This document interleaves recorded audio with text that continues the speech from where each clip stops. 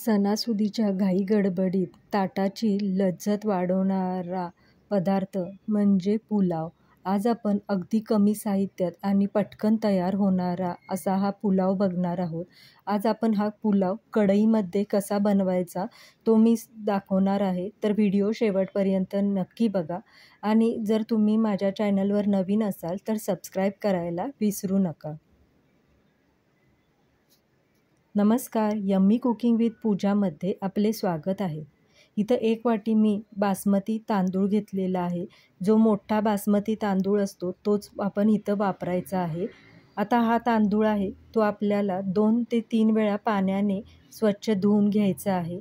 धुताना लक्षात ठेवायचं आहे जास्त तांदूळ चोळायचा नाही आहे, नाहीतर मग त्याचे तुकडे होऊ शकतात. त्यामुळे अगदी हलक्या हातानं आपल्याला तांदूळ स्वच्छ धुवून घ्यायचा आहे.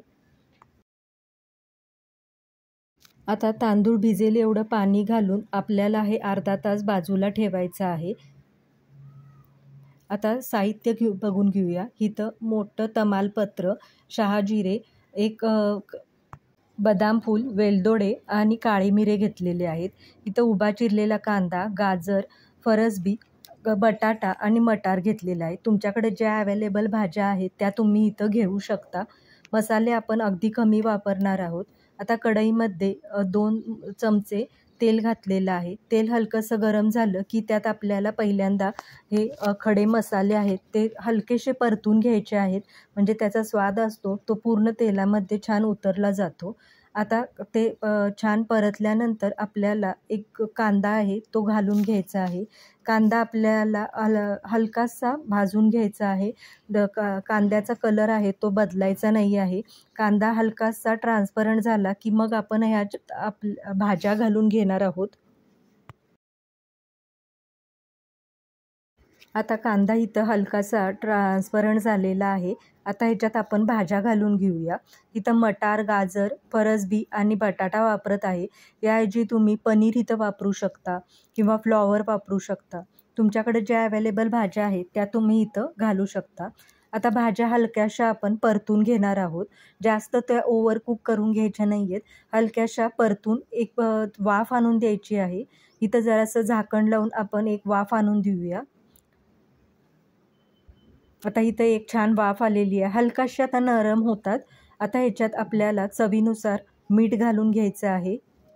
आता इथं आपण मीठ आहे ते भाजी आणि भातापुरतं वापरणार आहोत. पाव चमचा हळद वापरलेली आहे. मी इथं येल्लो कलरचा पुलाव करत आहे. तुम्ही याऐवजी पांढरा ठेवला तरी पण चालेल. मग हळद इथं स्किप करू शकता. आता हे छान परतून झालं की आपला तांदूळ आहे त्यातलं पाणी आहे ते सर्व निथळून घेतलेलं आहे. आता तांदूळ आपण यात घालून घ्यायचं आहे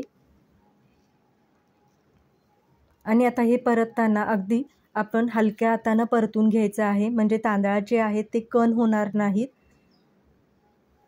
1-2 सेकंदच आपल्याला हे परतून घ्यायचं आहे. आता 1 वाटी तांदळासाठी आपल्याला 3 वाट्या पाणी घालत आहे.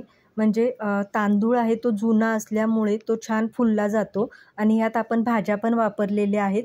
त्यामुळे इथं मी 1 वाटीला 3 वाट्या पाणी वापरलेलं आहे. तुमच्या जर भात नवीन असेल तर थोडंसं पाणी आहे ते कमी लागू शकतं. आता एक छान उकळी आली की आपल्याला 1 चमचा साजूक तूप घालून घ्यायचं आहे.